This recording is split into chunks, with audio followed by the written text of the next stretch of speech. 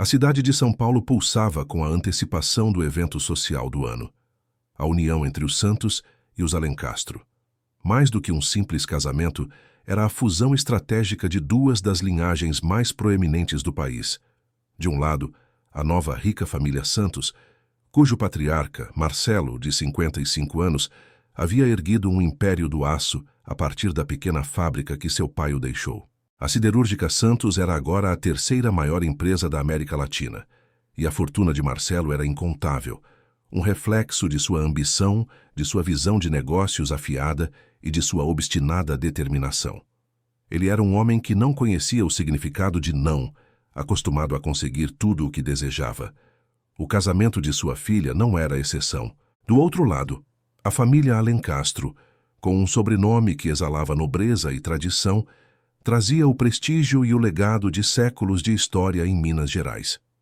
O conde Ricardo de Alencastro era o perfeito cavalheiro, alto, elegante, com a polidez de quem nascera para as primeiras páginas das revistas sociais. Para Ricardo, o casamento era a tábua de salvação. Os palácios históricos e as terras da família, embora valiosos em tradição, estavam em decadência financeira. As dívidas se acumulavam, e a ruína era iminente. A união com a bilionária Juliana Santos era o último recurso para manter o legado dos Alencastro de pé, um dote de 50 milhões de reais que, para ele, representava não apenas a restauração de seu patrimônio, mas também uma solução milagrosa para seus problemas financeiros. Juliana, 24 anos, belíssima, inteligente, graduada com louvor na Faculdade de Negócios, aceitava a união por um senso de dever. Ela sabia que sua vida era, de certa forma, uma extensão dos negócios de seu pai. Desde a adolescência, fora preparada para uma união que fortalecesse a posição da família no cenário nacional. Ricardo era um noivo impecável no papel. Educado, charmoso, ele era a peça perfeita no jogo de xadrez de Marcelo. Mas, no fundo, Juliana sentia um vazio. Faltava a ela a paixão, a conexão genuína que via nos filmes e nos livros, o tipo de sentimento que faz o coração acelerar. A relação deles era mais um contrato assinado do que uma história de amor. A celebração aconteceu na imponente Catedral de Tiradentes. Marcelo não poupou despesas. A igreja histórica foi transformada em um jardim de sonhos, com flores exóticas importadas de longe, lustres de cristal e uma passadeira de seda pura que custou uma fortuna. 300 convidados, a nata da sociedade brasileira, jornalistas de todo o mundo e até mesmo personalidades do governo estavam presentes. Mas em meio a todo esse esplendor, um pequeno detalhe escapou da atenção da maioria. Tiago, o filho de 8 anos de Marcelo. Sentado na primeira fila, em um terno sob medida, o menino parecia uma miniatura do pai. Tiago era fruto do segundo casamento de Marcelo, com uma ex-modelo, uma união que, apesar de breve, foi intensa. Infelizmente, a mãe de Tiago faleceu em um acidente de esqui quando o menino tinha apenas 3 anos. Desde então, Tiago crescera em grande parte com a atenção de babás, enquanto Marcelo se dedicava integralmente aos negócios e à carreira da primogênita, Juliana.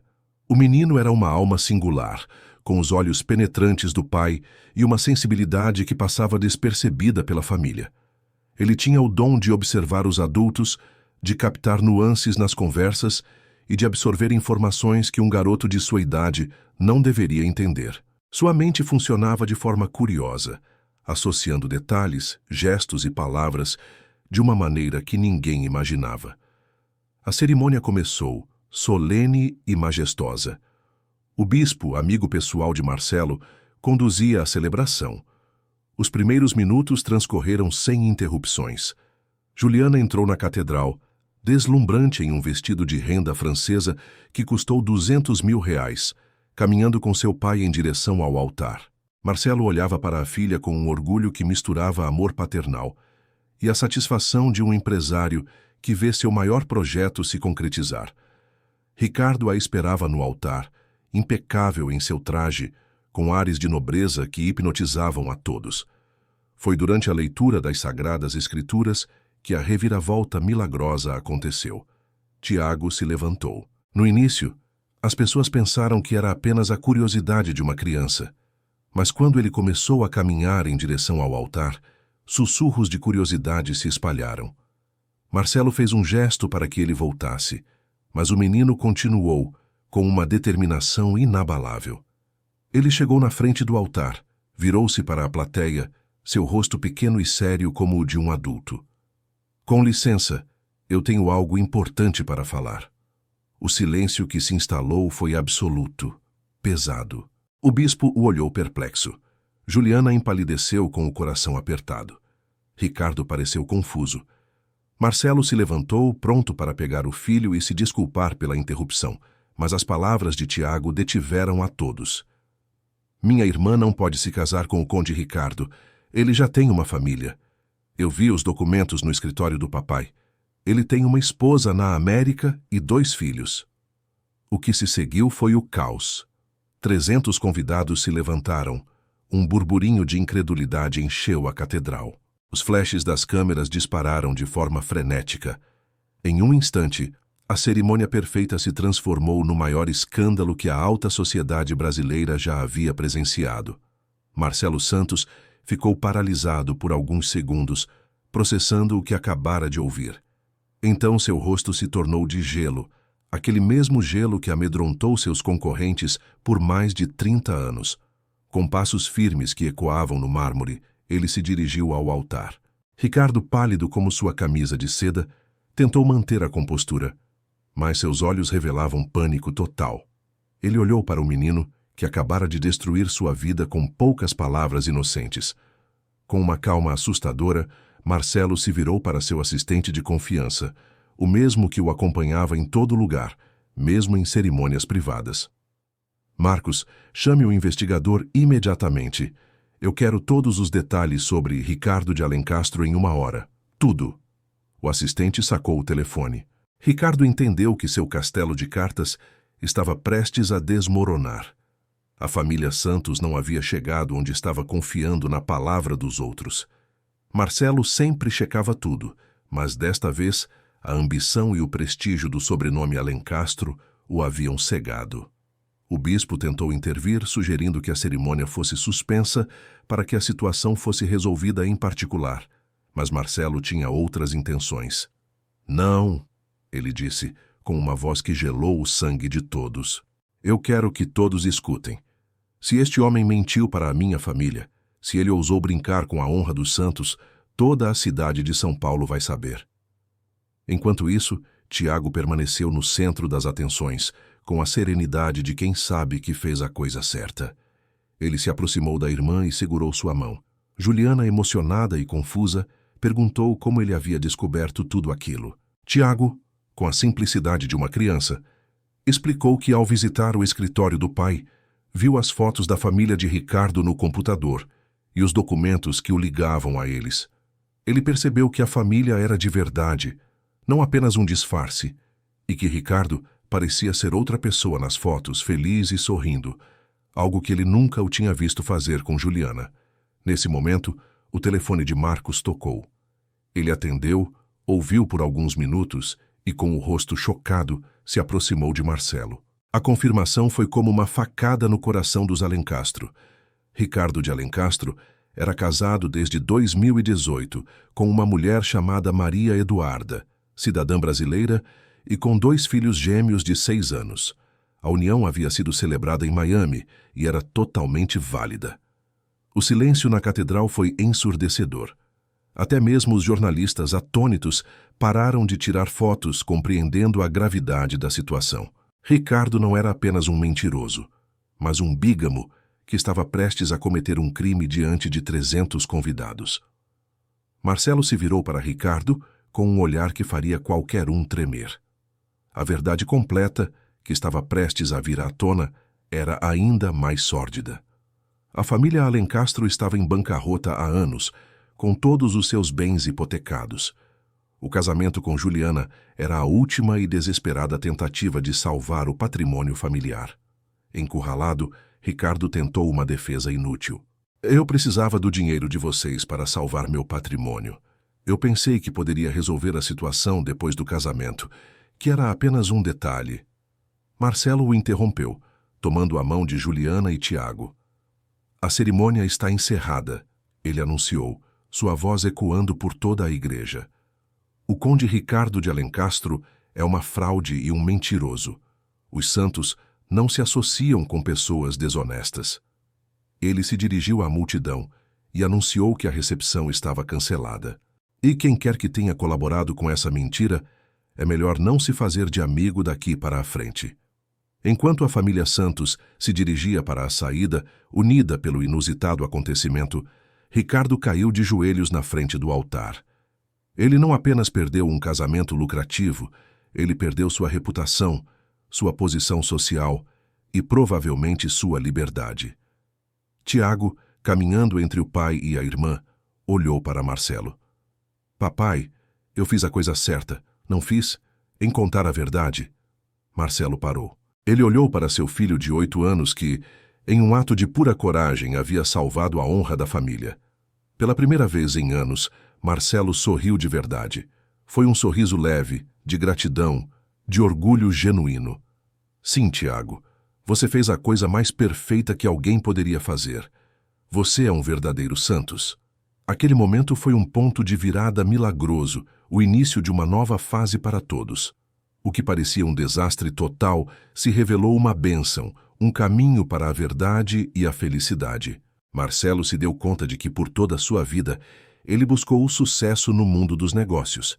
Mas a maior de todas as vitórias estava ali, naquele pequeno garoto que, com sua inocência, havia revelado a luz no meio da escuridão.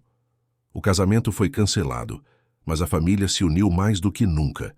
E a história da família Santos, que poderia ter terminado em desgraça, estava apenas começando. Os próximos capítulos revelariam o verdadeiro legado de Tiago e a maneira como uma pequena verdade poderia transformar uma vida inteira. A notícia do casamento arruinado se espalhou como um incêndio florestal por toda São Paulo e, em questão de horas, alcançou os principais meios de comunicação do Brasil e do mundo. Os jornais e portais de notícias não falavam de outra coisa, e o evento foi rapidamente apelidado de A Boda da Verdade. A grandiosa mansão da família Santos em Minas Gerais, que deveria ser o palco de uma festa inesquecível, transformou-se em uma fortaleza sitiada. Jornalistas de diversas emissoras de TV, fotógrafos e repórteres acamparam em frente aos portões, tentando desesperadamente obter uma declaração de Marcelo Santos ou de qualquer membro da família. Helicópteros sobrevoavam a propriedade e os flashes das câmeras pareciam raios incessantes. Dentro da mansão, a atmosfera era surreal. Pilhas de champanhe caríssimo, caviar beluga, ostras frescas e uma infinidade de iguarias finas, tudo destinado a uma festa que nunca aconteceu. A equipe de mais de 200 funcionários, contratada para o evento, vagava pelos salões sem saber o que fazer. Em vez de celebrar, Marcelo se trancou em seu escritório, uma sala imponente revestida de madeira escura e com uma vista deslumbrante, acompanhado por seus advogados e consultores financeiros. A mesa de reuniões estava coberta por documentos que confirmavam cada detalhe sórdido da vida dupla de Ricardo de Alencastro. O relatório do investigador privado era devastador. Ricardo estava de fato casado desde 2018 e suas dívidas, superiores a 20 milhões de reais, eram o motivo real por trás de sua busca por um casamento estratégico. A falência da família Alencastro era iminente e a união com a família Santos era o seu último fôlego financeiro. Enquanto a tempestade de negócios e legalidade se desenrolava no andar de baixo, a noiva Juliana se refugiou em seu quarto. Ela ainda estava vestida com o suntuoso vestido de noiva de 200 mil reais, que parecia agora um símbolo pesado de uma mentira que quase se concretizou. Sentada em sua cama, ela mal podia processar tudo. Seu sonho de uma vida perfeita, construído sobre bases que ela nem mesmo questionava, tinha desmoronado em instantes, mas, para sua surpresa, a sensação não era de perda total. Havia um alívio, um peso que ela nem sabia que carregava, que finalmente tinha sido removido. Nesse momento, a porta de seu quarto se abriu devagar. Era Tiago. Ele entrou, Fechou a porta atrás de si e se sentou calmamente ao lado de Juliana. Você está bem? Ele perguntou com a mesma voz serena de quando subiu ao altar. Juliana sorriu com lágrimas nos olhos. Ela não tinha palavras, mas o abraçou. Aquele garoto, com sua inocência e sua percepção aguçada, tinha sido seu anjo da guarda. Ele a havia salvado de um futuro de mentiras. Juliana perguntou a ele como ele havia entendido a enganação. Tiago, com a simplicidade desarmante da infância, explicou a revelação milagrosa que o guiou. Eu olhava para o Ricardo, e ele nunca olhou para você como o papai olhava para a mamãe. Ele fez uma pausa, os olhos de um adulto em um rosto de criança.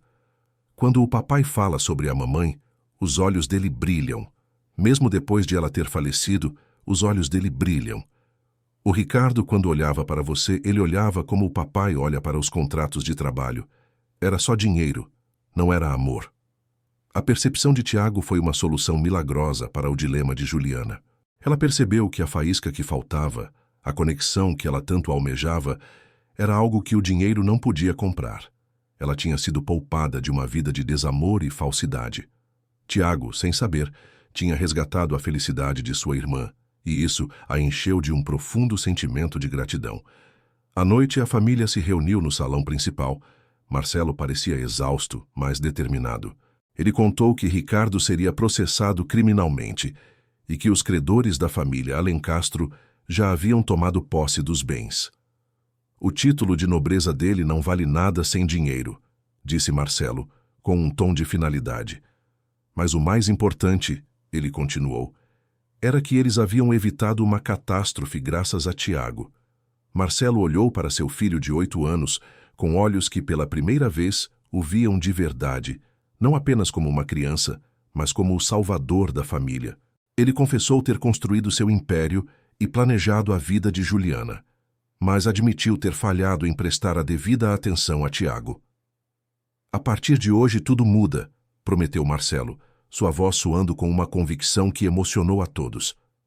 Chega de casamentos arranjados. Juliana, você só se casará com alguém que realmente ama. E Tiago, você virá comigo para a empresa. Não para aprender sobre dinheiro, mas para aprender o que significa ser um verdadeiro Santos. Ter honra e ser verdadeiro, não apenas ter poder e riqueza. Naquela noite, a família jantou junta na cozinha, longe da opulência dos salões de jantar. Foi a primeira vez em anos que eles se sentaram juntos para uma refeição informal. Marcelo se deu conta de que o menino que ele subestimou havia lhe ensinado a lição mais valiosa de sua vida. Toda a fortuna do mundo não vale a honra e a felicidade de sua família. Os meses que se seguiram foram de profunda transformação. A promessa de Marcelo foi mantida. Tiago passou a frequentar a Siderúrgica Santos todos os dias após a escola, sentando-se silenciosamente nas reuniões, observando e absorvendo. Seu talento para ler as pessoas se mostrou uma habilidade de negócios notável. Durante uma reunião crucial com um potencial sócio, foi Tiago quem percebeu a mentira. Ele sussurrou para o pai que o homem sempre tocava o nariz quando falava de números, igualzinho ao Ricardo quando falava da família dele. Marcelo, confiando na intuição do filho, mandou checar as contas da empresa. O resultado foi uma solução milagrosa para um problema invisível. A empresa do sócio estava à beira da falência e a negociação foi cancelada, salvando os Santos de uma perda de 50 milhões de reais. A história do pequeno detetive dos Santos começou a circular nos círculos industriais de São Paulo e Marcelo se encheu de orgulho. Juliana, por sua vez, abraçou sua nova liberdade. Ela viajou, frequentou cursos de arte e começou a trabalhar na fundação de caridade da família. Foi durante um jantar beneficente que a solução milagrosa para sua vida amorosa se apresentou. Ela conheceu Fábio Barreto, um médico humanitário que acabara de voltar de uma missão na África. Fábio não sabia quem ela era, nem conhecia o poder da família Santos. Essa sinceridade a atraiu instantaneamente. Ele era o oposto de Ricardo, verdadeiro, apaixonado e com valores sólidos. Quando Juliana contou a Marcelo sobre Fábio, ela esperava o usual interrogatório sobre sua origem, situação financeira e planos de carreira. Em vez disso, Marcelo fez apenas uma pergunta. Ele te faz sorrir? A resposta, um sim genuíno, foi suficiente. Um convite para jantar foi feito e a família se encantou com Fábio. Ele contava suas experiências em locais remotos com a simplicidade de quem já viu a realidade do mundo. Tiago o bombardeou com perguntas sobre os países que visitou e as doenças que curou. Ao final da noite, Tiago fez sua observação final a Marcelo, com a mesma precisão de sempre. Papai, o doutor tem os olhos certos. Quando ele olha para a Juliana, ele tem o mesmo brilho que o senhor tinha quando olhava para a mamãe. Marcelo sorriu, sabendo que seu filho havia acertado novamente. A relação entre Juliana e Fábio cresceu forte, e ele se tornou parte da família, sempre trazendo pequenos presentes para Tiago, como livros sobre os países que visitou ou objetos de artesanato. Quando Fábio pediu a mão de Juliana em casamento, Marcelo o colocou à prova uma última vez. O médico admitiu que não tinha dinheiro, que não buscava a riqueza da família e que queria continuar seu trabalho humanitário. A resposta de Marcelo foi a mais inesperada e positiva possível. Perfeito. Você tem a minha bênção para se casar com a minha filha. Um homem que não quer o meu dinheiro é exatamente o que eu procurava para Juliana. O segundo casamento foi um evento pequeno, íntimo e feliz, realizado na propriedade da família. Apenas 40 convidados, nenhum jornalista. Tiago foi o grande herói, servindo como testemunha do casamento, orgulhoso por ter ajudado sua irmã a encontrar um amor verdadeiro, um amor que valia mais do que qualquer fortuna. 10 anos após o casamento, que nunca aconteceu, a lenda de Tiago Santos se enraizou profundamente na alta sociedade brasileira. O menino que, com a inocência e a coragem de um coração puro, havia desmascarado um embusteiro em frente a centenas de pessoas, cresceu, mas não perdeu sua extraordinária capacidade de enxergar além das aparências. Aos 20 anos, Tiago era um jovem notável. Ele frequentava a mais prestigiada Faculdade de Direito de São Paulo, mas suas tardes eram passadas na Siderúrgica Santos, observando o pai, Marcelo, e absorvendo cada detalhe do intrincado mundo dos negócios. Marcelo havia descoberto que o talento de Tiago não era para os números ou estratégias financeiras, mas para o fator humano, a intuição que frequentemente decidia o sucesso ou fracasso de uma operação. A lição aprendida na catedral havia se tornado a filosofia de vida de Tiago. Na faculdade, ele era o mediador natural em conflitos, sempre conseguindo discernir a verdade no meio de mentiras. Seus professores ficavam impressionados com a maturidade do garoto, embora alguns se preocupassem que ele estivesse crescendo rápido demais. Enquanto isso, a vida de Juliana florescia. Ela havia se tornado mãe, e o pequeno Marcelo, batizado em homenagem ao avô, era a alegria da família. Fábio Barreto continuava seu trabalho como médico humanitário, intercalando missões no exterior com períodos em casa para estar com a família. A casa, que antes era um mero museu de luxo e um palco para negociações, agora transbordava de risadas, brincadeiras e o calor de um afeto genuíno. A maior transformação, no entanto, havia ocorrido em Marcelo. O magnata, que sempre mediu o sucesso em lucros e poder, agora entendia que a verdadeira riqueza residia na honra, na verdade e na capacidade de proteger a quem se ama. Essa nova filosofia se estendeu também aos negócios. A Siderúrgica Santos se tornou sinônimo de transparência, com contratos cristalinos e negociações baseadas na honestidade. Marcelo costumava dizer aos seus gerentes: "Façam negócios como se meu filho de 20 anos estivesse assistindo. Se você não puder explicar o que está fazendo a ele, provavelmente não deveria estar fazendo." O sucesso da empresa não diminuiu, pelo contrário, aumentou, pois clientes e parceiros valorizavam a clareza e a integridade da família Santos. Em uma noite, durante um jantar em família, Tiago fez um anúncio que surpreendeu a todos. Ele revelou o que queria fazer na vida: ser advogado. Mas não por dinheiro ou poder. Ele queria usar seu talento para ajudar famílias que, como a deles, corriam o risco de serem enganadas. Ele queria que a honestidade e a verdade fossem uma prioridade. Marcelo sentiu uma emoção profunda tomar conta de seu peito. Seu filho, o mesmo garoto que salvara o destino da família, Agora queria dedicar sua vida a proteger os outros. Tiago continuou com a seriedade de um adulto, que quando ele fosse grande, queria que todos soubessem que a família Santos sempre diz a verdade, mesmo que isso custe caro. Naquela noite, Marcelo foi ao quarto de Tiago para lhe dar boa noite. O jovem estava lendo um livro de direito retirado da vasta biblioteca do pai. Marcelo lhe disse que, embora Tiago fosse herdar todo o império que ele construiu, o mais importante que ele lhe deixaria era a reputação da família, uma reputação de verdade, de palavra dada e de proteção aos mais vulneráveis. 10 anos depois do casamento que não houve, São Paulo celebrava o 20º aniversário de Tiago Santos de uma forma inesperada. Não com uma festa luxuosa, mas com sua formatura em Direito com honras na Universidade de São Paulo, seguida de um anúncio que chocou a todos e se tornou um marco na história da cidade. Tiago havia cumprido todas as promessas de infância. Sua tese sobre a tutela legal de famílias vítimas de fraudes matrimoniais foi aclamada, e ele já havia feito estágio nos melhores escritórios de advocacia do mundo. Durante o jantar de celebração, Tiago anunciou que abriria seu próprio escritório de advocacia, especializado em proteger famílias contra fraudes sentimentais. E o mais surpreendente de tudo, o escritório seria pro bono, para aqueles que não pudessem pagar. Ele revelou ter identificado um edifício no centro de São Paulo para servir de sede, um palácio histórico que havia pertencido à família Alencastro. Ricardo tinha perdido tudo e seus bens foram tomados pelos credores. O palácio que pertencia à família por 4 séculos estava agora nas mãos de um banco que o colocou à venda. Tiago queria comprá-lo e transformá-lo em um centro de excelência para a proteção legal das famílias. Não é por vingança, Tiago explicou a todos com a mesma calma que o caracterizava. É por transformação. Eu quero que um lugar que representou a mentira e o engano se torne um símbolo de verdade e justiça.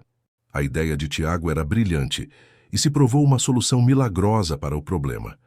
Em questão de semanas, ele apresentou o projeto às famílias mais influentes do país. A resposta foi extraordinária. Todos queriam participar.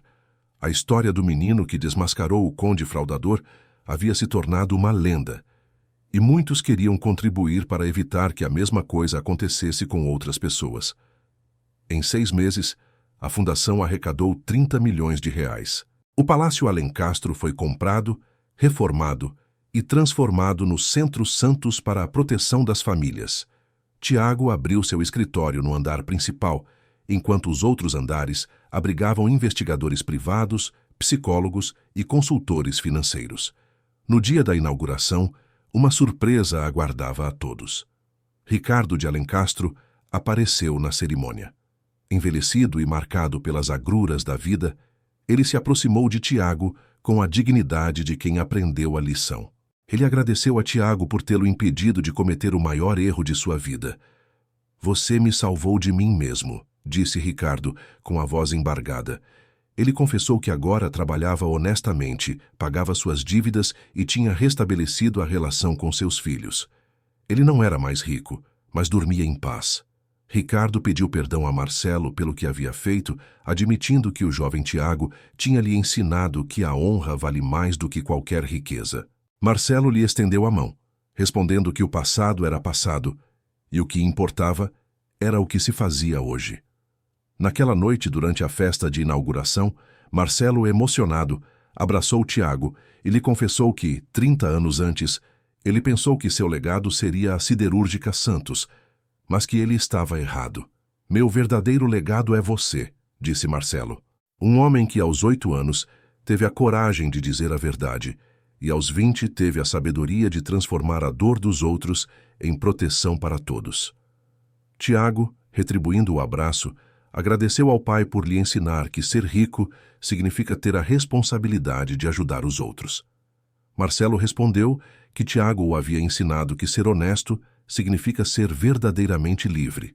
Olhando para a cidade de São Paulo, que brilhava das janelas do palácio, que um dia pertenceu aos Alencastro, Marcelo percebeu que havia testemunhado o maior milagre de sua vida.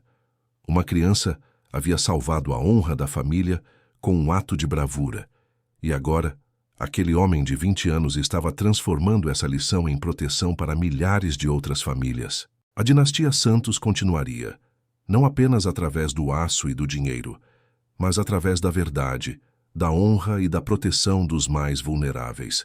E tudo começou com um menino que teve a coragem de se levantar em uma catedral e dizer: "Eu tenho algo importante para falar." Foi a verdade que ressoou mais alto do que qualquer mentira. A verdade que, por mais que machuque por um momento, cura para sempre. E a lição mais importante da vida, que chegou da voz mais pequena e inocente. Porque a honra não é herdada. Ela é conquistada com as próprias decisões. E o amor, assim como a verdade, sempre encontra um caminho, por mais que as dificuldades se imponham. O final feliz e inspirador da história não foi o casamento de Juliana ou a fortuna de Marcelo, mas a solução milagrosa que a bondade de um menino proporcionou, criando um legado de esperança para toda uma nação. Se você curtiu essa história, não esquece de deixar o like, se inscrever no canal e ativar o sininho. Assim você não perde nenhuma das próximas histórias incríveis que vêm por aí.